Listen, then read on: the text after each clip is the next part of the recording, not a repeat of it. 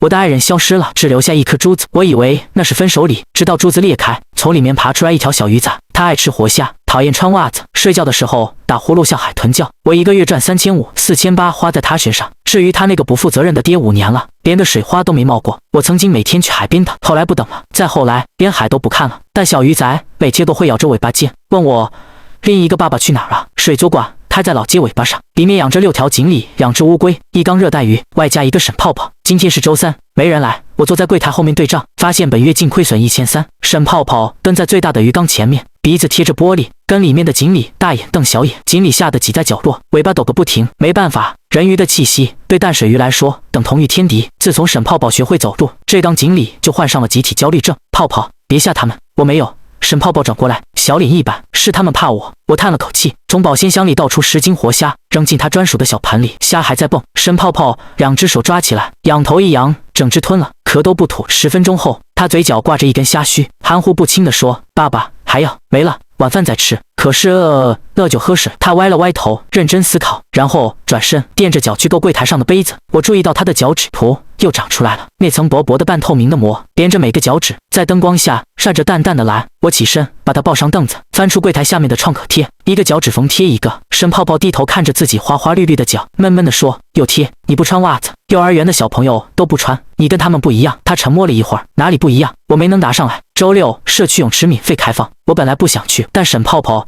盯着那张贴在菜市场门口的通知看了3天，每天路过都要停下来摸一下。我没忍住，带他去了更衣室里。我给他套上连体泳衣，这件泳衣是我专门连夜改的，从脖子包到脚底，我的严严实实。热。沈泡泡拉了拉领口，忍着，别的小朋友穿短短的，你穿长长的。他不服气地鼓了鼓腮帮子，但还是跟着我走了出去。泳池是露天的，阳光打在水面上，碎成一片金。沈泡泡站在池边，眼睛亮了，像是流浪了很久的鱼，终于看见了一片足够大的水。他蹲下来，手指碰了一下水面，指尖的皮肤立刻起了变化，细密的鳞片从指甲根部蔓延开，一直爬到手腕。我一把捞起他的手，攥进自己掌心里。泡泡，碰水不能超过3秒，数3下就收。他点点头，但眼睛还是盯着水面。我心里发酸，没忍住把他抱起来，坐到浅水区的台阶上，水淹到我的腰，刚好没过他的胸口。沈泡泡的身体在碰到水的瞬间软下来，让我想起猫被挠下巴时的样子。他靠在我怀里，小手在水面下画圈，没有伸出来，仪器很好。直到池子对面那个带有猫的大妈突然尖叫了一声：“蛇！水里有蛇！”所有人都在往岸上爬。我低头看，沈泡泡的连体泳衣鼓出了一个弧度，缝线崩开了一道口子，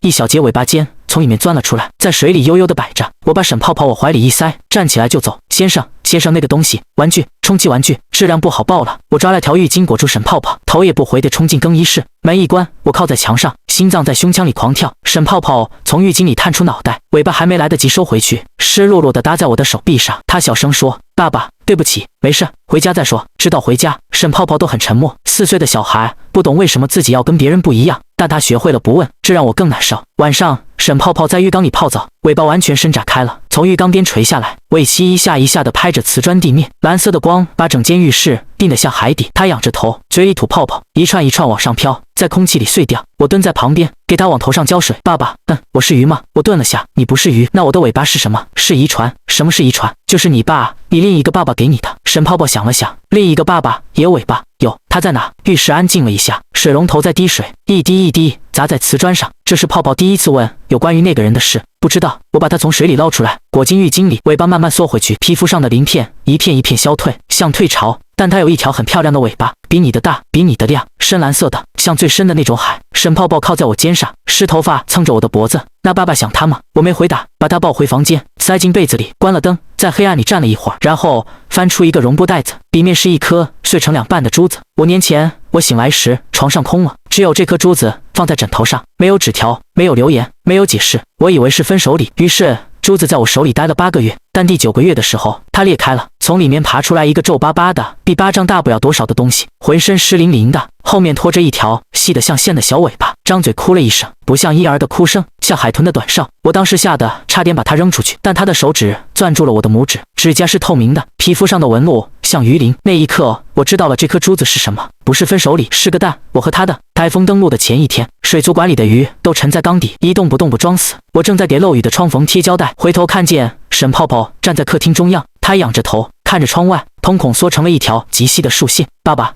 听什么？我把胶带用力按死，还在叫。他转过头看我，眼睛里没有眼白，全黑。我心里咯噔一下，手里的胶带卷掉在地上。泡泡，过来！我走过去想抱他，手刚碰到他的皮肤就被烫得缩了回来，一片半透明的鱼鳞从他脸上剥落，掉在地上，瞬间化成了一滩粉末。他在脱水，我把沈泡泡扔进浴缸，水龙头开到最大，冷水浇在他身上，冒出白烟。没用，沈泡泡痛苦地蜷缩着，蓝色的尾巴疯狂拍打着浴缸壁。疼爸爸水，我把家里所有的食用盐都倒了进去，但对于一缸水来说，这浓度甚至不如他那个死鬼老爹流的一滴眼泪咸。沈泡泡的呼吸越来越急促，这里的淡水救不了他。我看了一眼窗外，再看了一眼浴缸里的儿子，去他妈的台风！我捞起沈泡泡，用浴巾把他裹严实，抓起车钥匙冲出了门。沈泡泡在副驾上抽搐，广播里就在播报红色预警，沿海风力已达12级，请市民切勿靠近海边。我伸手关了广播。5年前那个人也是在一个台风天走的，那天浪很大，他说去买烟，我信了，因为他是海里的王，伤不了他。但我忘了，王是要回宫的。第二天醒来，人没有回来，就只给我留下了一个不回海里就要干死的儿子。我咬着牙，眼眶发热，不是想哭，是被恨意熏的。要是沈泡泡今晚有个3长2短，我就算把这片海给填了，也要把它找出来剁碎了喂虾。车轮陷在沙滩边的泥地里，熄火了，前面就是防波堤，巨大的海浪越过堤坝撞击在地面。我解开安全带，抱起沈泡泡，踹开车门，雨点打在脸上，生疼。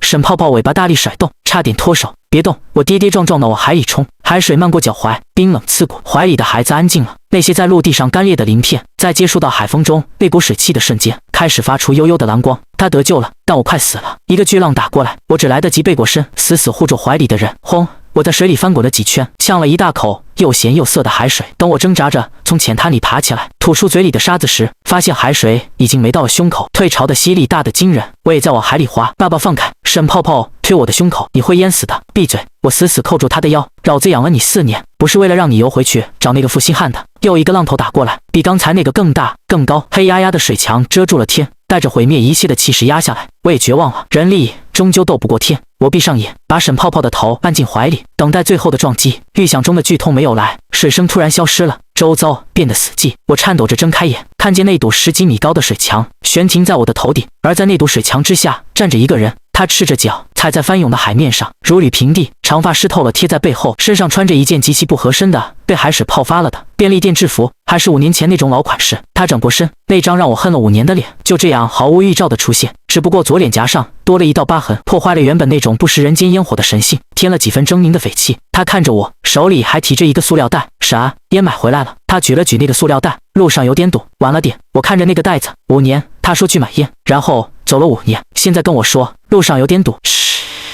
哈，你妈的有点堵！我甚至忘了自己还在海里，忘了怀里还抱着儿子。你是从太平洋游回来的吗？那个人，我的前男友，沈泡泡的亲爹，海里的无良霸主苍明。他认真的思考了一下，然后点头，差不多。他向我伸出手，指尖滴着水，把孩子给我。他要蜕皮了，再不回水里真的会死的。我后退一步，你想得美，那是我的种，那是我养大的。我吼道，每个月4800的伙食费你还没结呢。苍明愣了一下，认真说，我会还，我都带回来了。他指了指身后的海，这片海里的沉船都是你的。我低头看了一眼怀里的沈泡泡，小家伙已经不挣扎了。他看着面前这个能够号令大海的男人，然后歪了歪头，你是送外卖的吗？苍明那一脸深沉的表情裂开了，最后还是现实战胜了骨气。苍明从我怀里接过沈泡泡，在这等我。他在我额头上点了一下，周围狂暴的风雨再也碰不到我分毫。10分钟，说完抱着沈泡泡，转身走进那堵悬停的水墙里，水墙在他身后合拢，像一道门。我瘫坐在泥水里，看着恢复平静的海面，只有手里那个塑料袋还在。我打开袋子，除了那包烂掉的烟，还有一样东西，一块石头，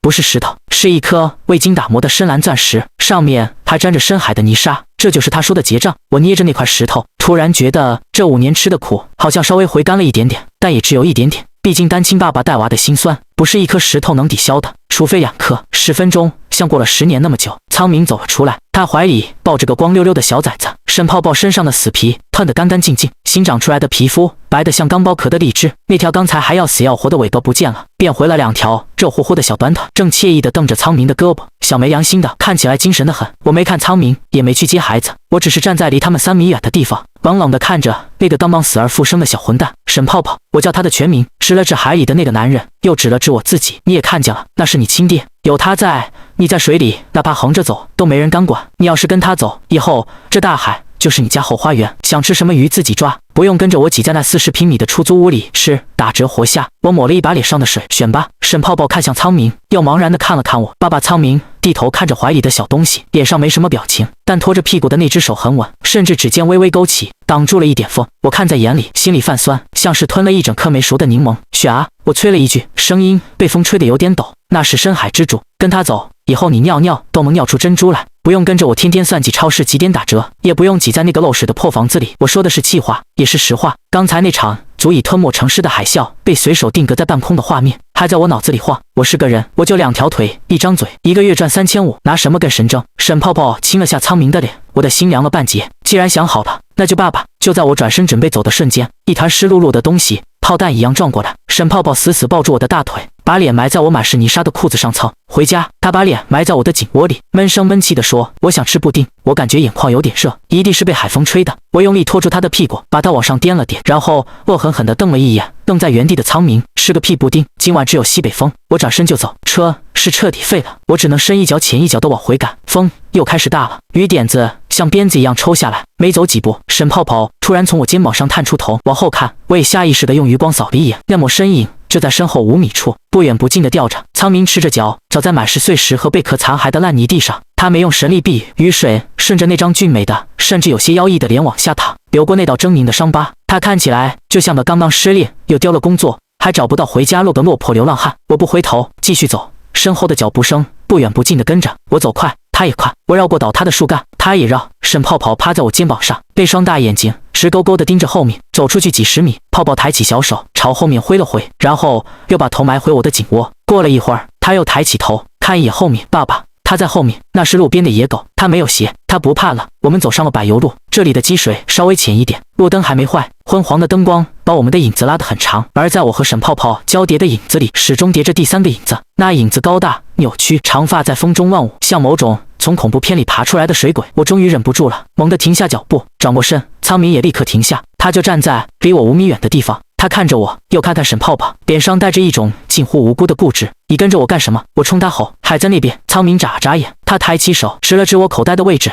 那里装着他给的钻石，那个够买下整条街了。那苍明往前挪了一小步，小心翼翼的。那我可以住在你买的街上吗？不可以。我冷笑一声，这条街不卖水产。苍明没生气，也没走，依旧不远不近的跟着，直到回到家，我把他关在门外。沈泡泡抱着我的腿，仰着脸，他没走，拖着好像灌了铅的腿往屋里走去擦干。我丢了一块干毛巾扔在沈泡泡脑袋上，没好气地说：“别仗着换了层皮就不怕感冒，感冒药35一盒，没钱买。”沈泡泡把毛巾扯下来，鼓着脸，他也没钱买药。我动作一顿，他不需要，雷劈在他身上都是给他挠痒痒，淋点雨算个屁。可是他在流血。沈泡泡指了指自己的脸颊，那个位置对应着苍明脸上那道疤，很疼。我心里猛地抽了一下，疼，他也知道疼。5年前把我一个人扔下的时候，怎么没想过我会不会疼？我深吸一口气，把那种名为心软的坏情绪硬生生压下去。我也疼。我摸出那块钻石，当的一声拍在茶几上，看见没？这就是你爹给的止疼药。钻石在灯光下流转着幽幽的蓝光，这么大一颗，别说买药，买下全城的药店都够了。但我看着他，只觉得讽刺。5年的等待，无数个失眠的夜，最后就换来这么个冷冰冰的石头。如果钱能买来时间，我愿意倾家荡产回到遇见他的那天，哪怕去海里喂鲨鱼，也不要去那个便利店。7年前，我大学刚毕业，那时候穷，在这个城市找不到落脚处，白天在广告公司实习，晚上去街角的全家值大夜。那晚已是个台风天，感应门故障，反复机械地播报着欢迎光临。苍明推门进来，他赤着脚站在那，盯着货架上花花绿绿的烟盒，一动不动。我抄起扫把走过去挡在他面前，先生，买东西。他手指点向柜台后方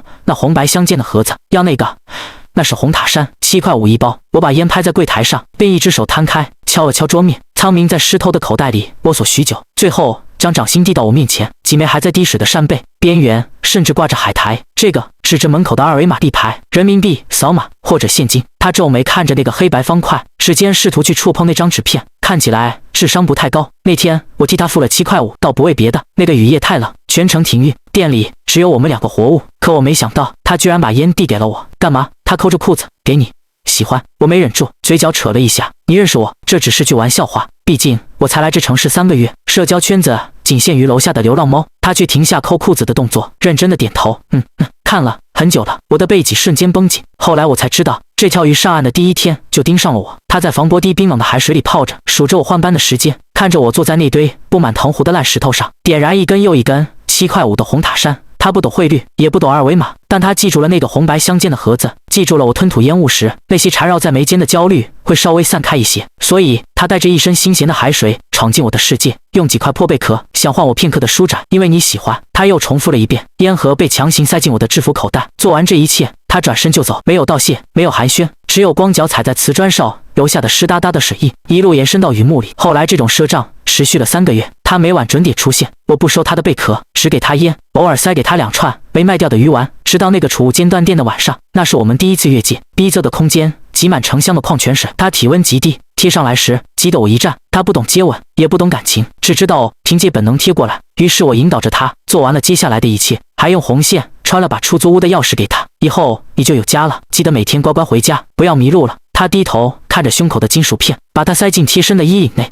然后他学会了开门，也学会了怎么关门走人，连钥匙都没还给我。回忆戛然而止。7年前，他用贝壳换走了我的红塔山和初夜。7年后，他打算用这块石头来当泡泡的抚养权和我的半条命。算盘打得挺响，深海里也通了奥数课。门外传来一声极轻的喷嚏，风噪很大，那声音混在雨里，几乎不可闻。怎么还不滚？我隔着门压低声音骂了一句。门外安静了2秒，然后传来苍明闷闷的声音，带着浓重的鼻音，像是感冒了，又像是哭了。没地方去，大海那么宽，装不下你。冷，你是冷血动物，怕什么冷？他这里不冷。他的声音更低了，贴着门缝传进来，带着一股子让人心软的委屈。沈安，这里有你的味道。我握着门把手的手紧瞬间收紧，这混蛋还会说情话了，再不滚我报警了。我打开门，居高临下的看他。沈安，他仰头看我，我真的只是去买烟了，只是迷路了，而且我想你了。我脚步顿住，眼眶突然酸得厉害。我想起5年前的那天晚上，他吻过我的额头，说等我买包烟就回，结果第2天都没有回来。骗子！我把门砰的拴上。第2天一大早，天刚蒙蒙亮，我是被活生生摇醒的。沈泡泡骑在我肚子上，2只手死命晃我的肩膀。爸爸，爸爸，快起来！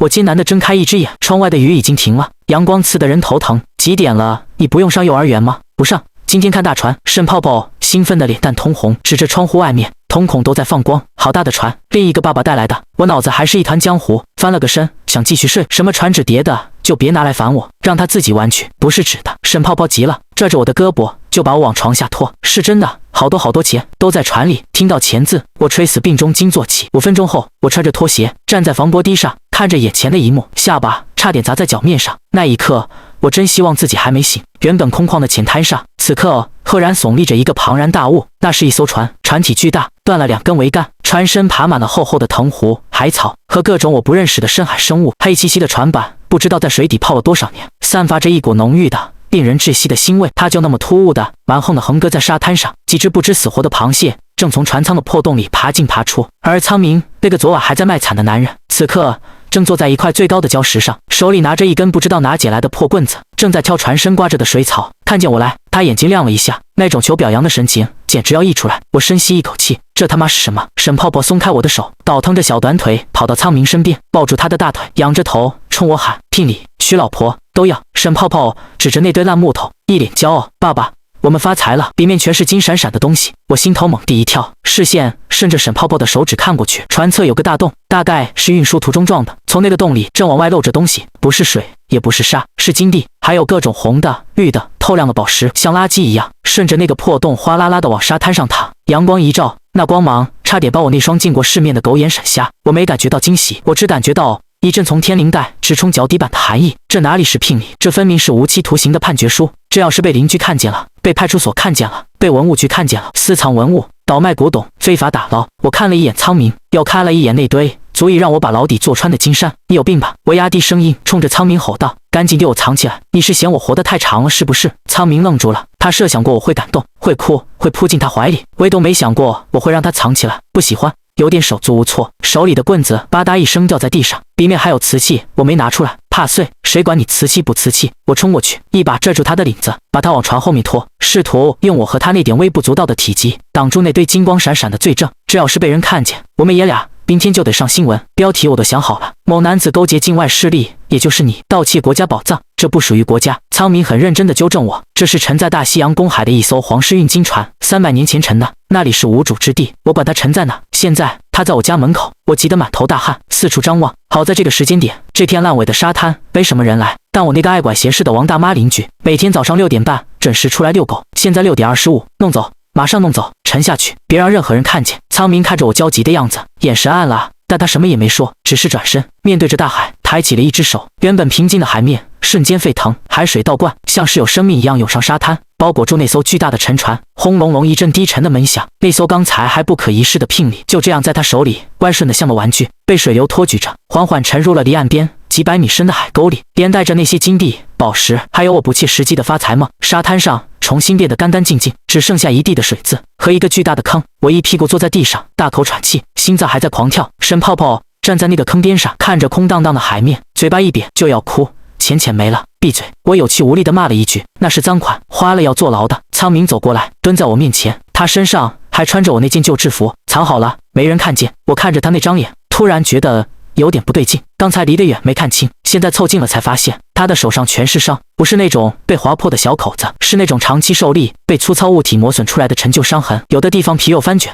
有的地方结了厚厚的痂。对于一个拥有超强自愈能力的深海种族来说，这种伤如果不一直重复受伤，早就好了。我一把抓过他的手，这根本不是一双养尊处优的手。你这手怎么回事？苍明想抽回去，被我死死攥住。搬东西磨的，搬什么东西能把你磨成这样？别告诉我你是用手把船推回来的。苍明沉默了一会儿，不能用神力。他看着我的眼睛，老老实实的交代：跨海域拖动这种大型物体，如果用神力会引发海啸，只能物理拖行，而且它很重，洋流的方向也不对，一直是逆流。我脑子里嗡的一声，物理拖行，逆流，大西洋。我虽然地理学的不好，但也知道大西洋离这有多远。你哪弄的这船从另一个大洋？苍明指了指西方，那里沉船多，金子多，这边的海太穷了，找不到好的。他说的理所当然，就像是在说街口那家菜不新鲜，我特意跑了5公里去早市买的一样。我找了很久才找到这艘最大最完整的。然后呢？然后就拖回来。苍明比划了一下，用海草编成绳子系在身上，每天游80公里，晚上休息。但是中途遇到了几次风暴，绳子断了，船沉下去，又要重新捞起来。还有过海关，也就是你们说的大陆架交界处，那里有结界，不能硬闯，得绕路。似乎在回忆那段并不美好的旅程，有点远，我以为2、3年就能到，结果走了5年。他说完，小心翼翼地看了我一眼，是不是太慢了？我看着他，看着这个全大海最有权势、最能打的男人，为了给我搞个所谓的聘礼，像个纤夫一样，把一艘几千吨的沉船，硬生生地从地球的另一端，靠着肉身力量，逆着洋流，一步一步地拖到了我的面前。5年，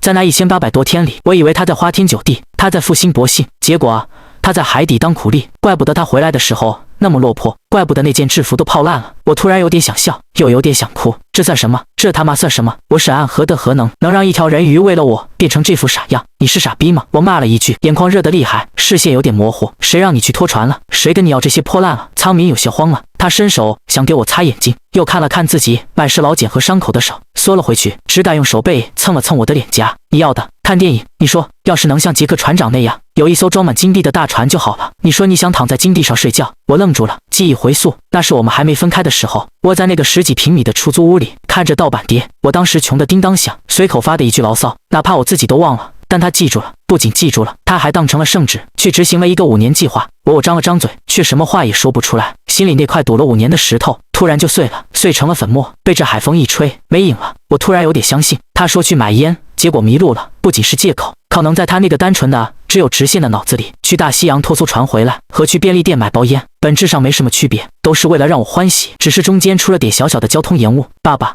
不哭。沈泡泡不知道什么时候凑了过来，垫着脚把他那双贴满了创可贴的小手伸过来，手里攥着一枚金币，刚才趁乱捡的，给你，这个不沉。他把金币塞进我手里，然后又跑去抱住苍明的大腿。另一个爸爸还有吗？苍明低头看着他，又看看我，海里还有很多，只要沈安高兴，我可以再回去拖你大爷。我把金币攥紧，洛德手心生疼，一把拽过苍明的手腕，拉着他就往回走。去哪？乖乖跟着回家。我没回头，声音却很大。上药，把苍明领回家。我也没矫情，按在沙发上，翻出那瓶快过期的碘伏和一把棉签，手伸出来。苍明乖乖伸手，掌心的心肉翻着，看着有点瘆人。我拿着棉签沾了碘伏，往那上面涂。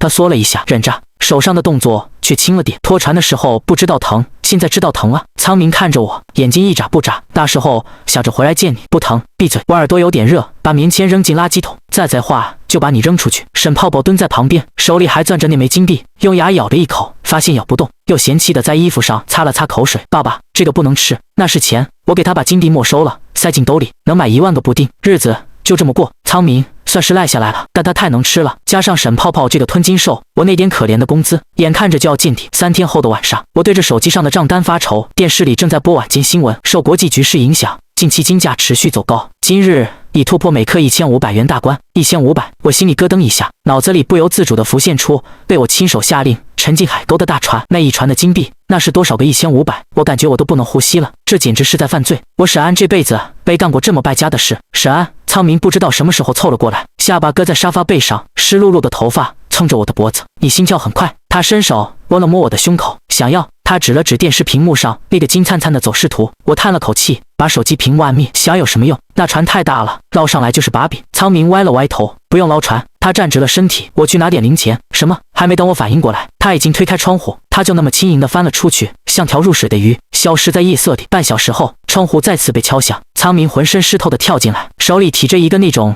菜市场买土豆用的红色网兜，网兜沉甸甸的，还在往下滴水。哗啦，他把网兜往那张折叠餐桌上一倒，一堆沾着海泥的金币像小山一样堆了起来，不多，也就40-50枚。沈泡泡闻着味就从被窝里钻出来了，嗷呜一声扑上去就要啃，被我眼疾手快地拎住后脖领子。这是学费，是房子，是你的彩礼。我抓起一枚金币，沉甸甸的，我用牙咬了一下，硬的，真的。我看着苍明，他正在用毛巾擦头发，一脸求表扬的表情。不够吗？那个钩子还有很多，这袋子太小了，装不下。我嗓子有点紧，这哪里是够了？在这个金价飞涨的时候，这堆东西足够买下这个小区，足够把沈泡泡送到最好的私立学校，足够我辞掉那份受气的工作，哪怕躺着过下半辈子都够了。苍明，你以后别去拖船了。我把金币一枚枚捡回兜里。为什么？苍明有点紧张。你不喜欢？不是不喜欢。我抬起头看着这个为了我跨越了一整个大洋的傻子，看着他脸上那道还没完全消退的疤，看着他那双因为长期泡在海水里而有些发白的唇，是因为我养得起你了。苍明愣了一下，随后那个总是板着脸不懂人情世故的海王嘴角一点点扬了起来，不像以前那种僵硬的模仿，是一个真正的带着温度的笑。沈泡泡在旁边趁机偷了一枚金币塞进嘴里，咔嚓一声咬断了。爸爸，这个有点咸。我没理那个小灯泡，我想我这穷鬼大概是上岸了。